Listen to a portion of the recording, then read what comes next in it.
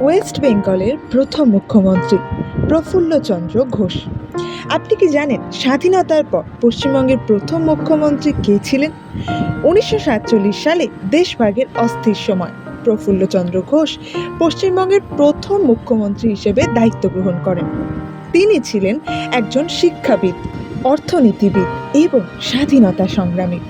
দেশভাগের পর যখন লাখো লাখো শরণার্থী পশ্চিমবঙ্গে আসছিল, তখন রাজ্যের প্রশাসন খাদ্য সংকট এবং পুনর্বাসনের মতো বড় চ্যালেঞ্জের মুখোমুখি হন। স্বল্প সময়ের জন্য 1947 থেকে 1948 মুখ্যমন্ত্রী থাকলেও তার নেতৃত্বে রাজ্যের প্রশাসনিক ভিত্তি গড়ে ওঠে। পরবর্তীতে তিনি আবারও অল্প সময়ের জন্য মুখ্যমন্ত্রী হন 1967 সালে, যা তার রাজনৈতিক গুরুত্বকে আরও প্রমাণ করে। তাই বলা যায়, পশ্চিমবঙ্গের ইতিহাসে প্রফুল্লচন্দ্র ঘোষ ছিলেন এক গুরুত্বপূর্ণ কিন্তু অনেকটাই অবহেলিত নেতা।